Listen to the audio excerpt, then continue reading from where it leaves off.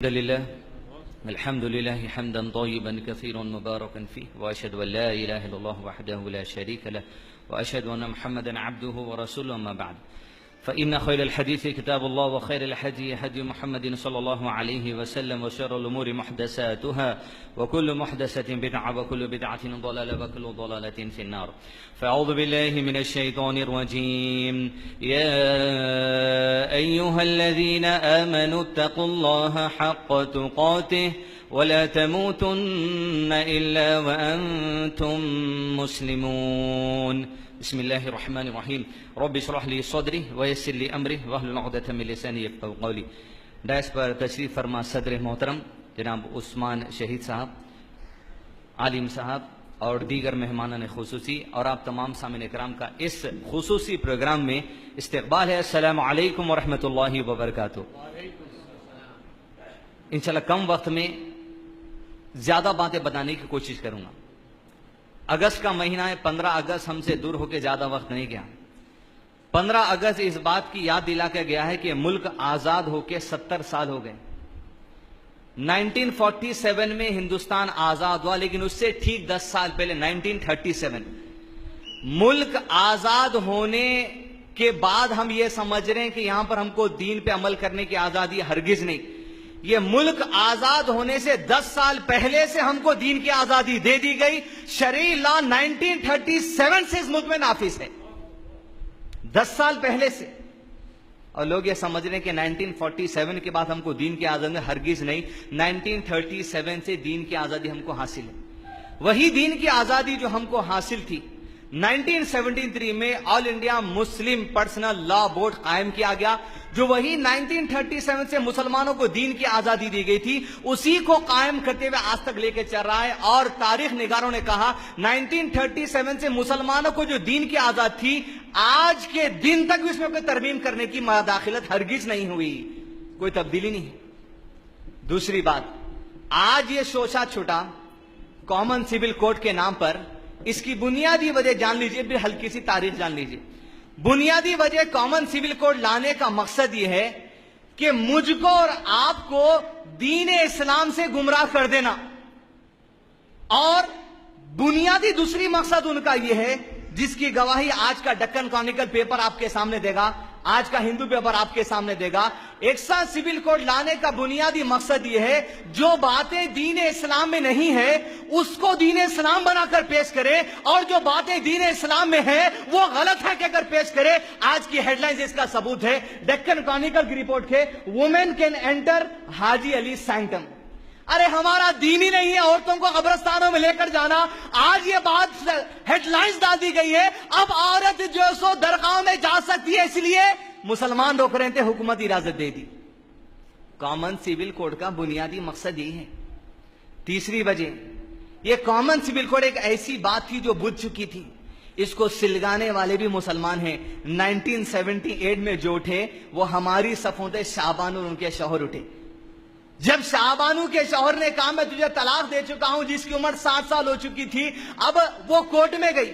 تصور کر کے دیکھیے، سپریم کورٹ اتنا بڑا کورٹ، وکیل صاحب جانتے کیا اس کی ویلیو ہوتی. وہاں جھگڑا کتنے پہ ہو رہا؟ وہاں جھگڑا 500 روپے پہ، 200 روپے پہ، 173 روپیز پہ ہو رہا.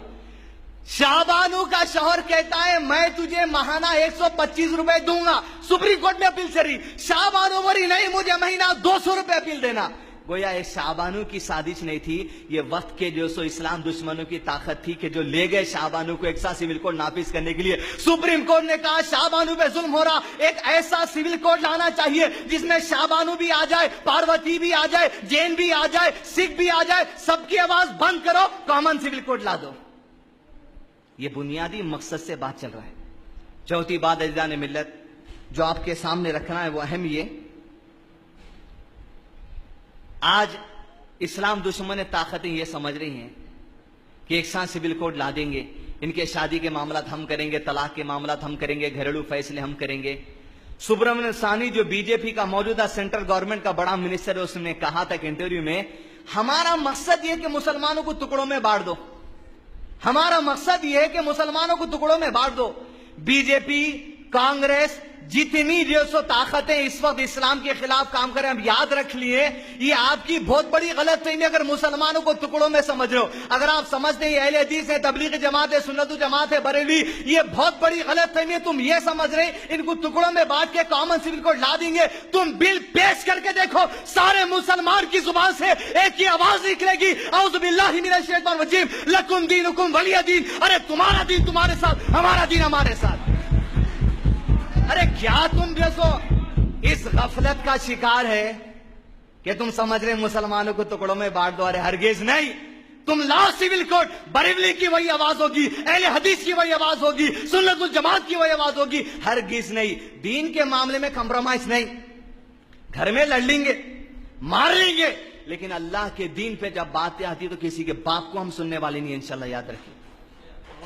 चौथी बात, इनका बुनियादी मकसद तो आप जान चुके हैं। हुकूमतें जो 4 हरबे इस्तेमाल करती हैं, उस्मान शाही साहब, इसमें से 2 पे काम कर रहे हैं आप, 2 पे काम करना है। हुकूमतें जो होती हैं अपनी बात मनवाने के लिए 4 हरबे इस्तेमाल करते हैं, 4 हथियार। पहली चीज, स्कूल के सिलेबस को इस्तेमाल किया जाता है ताकि जो कौम पढ़ रही बढ़ रही अभी, उसके अंदर ही हिंदुस्तान की पूरी तारीख बदल के पेश कर दिए। वहीं से एक साथ सिविल कोड की तैयारी होती है। 6th class, 7th class, 8th class, 9th class, 10th class. बच्चा बाहर निकलता है, हमारा इंडिया तो ये है ना, हमारा कॉमन सिविल कोड ये है ना। पहली चीज। दूसरी चीज, मीडिया। मीडिया के अंदर वही बात आती है जो हुकूमत चाहती है। हुकूमत ने चाहा कि मुसलमानों को मालूम हो जाए कि बीजेपी गवर्नमेंट उनकी मदद की, हाजी अली दरगाह में जो सो पेश करने की इजाजत दे दी औरतों को। मीडिया में हेडलाइंस। एक स्कूल सिलेबस, दूसरा मीडिया हथियार इस्तेमाल करता है जो हुकूमत के चेले होते हैं। तीसरा, पार्लियामेंट के अंदर हुकूमत अपने बिल पेश करती है जो उनका। और चौथी चीज, कोर्ट्स ऑफ लॉ। चारों चीजों पे मुख्तसर बात। पहली चीज, एक साथ सिविल कोड की जो बुनियाद रखी जाती है, हमारे बच्चों का आप 6th क्लास का सोशल स्टडीज सिलेबस उठा के देखिए, दीनी तारीख बदल दी गई, दीनी मिजाज बदल दिया गया। एक साथ सिविल कोड की बीज 6वीं जमात से डाली गई। उस्मान सही साहब का ये कार्ड आया हमारे पास, बोले लॉ कमीशन के पास पहुंचाओ।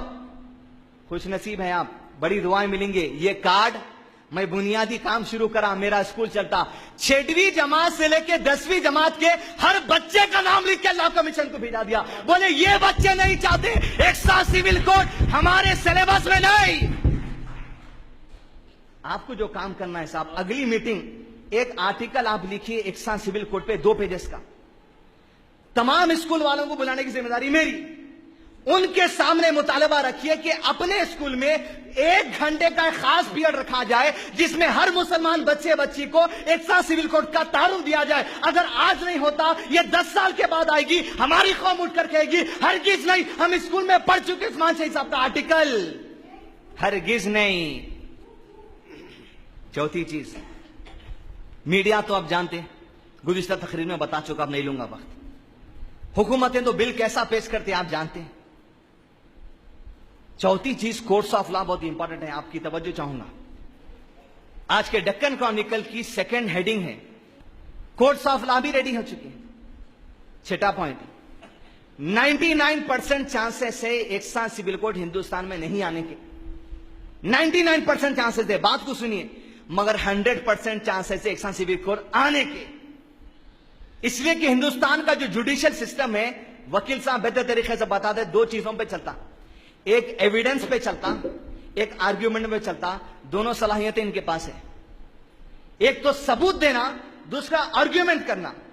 हिंदुस्तान में आर्ग्यूमेंट करने वाले बहुत लोग हैं, सबूत बड़े पैमाने पे नहीं है, सबूत एक पैमाने पे जिसको दलील बना सकते। गोवा एक ऐसी सिटी है हिंदुस्तान के अंदर वाहिद जहां कॉमन सिविल कोड आज भी लागू है, बड़े पैमाने पर, छोटे पैमाने पर, उसको दलील बनाकर हिंदुस्तान में लाया भी जा सकता है।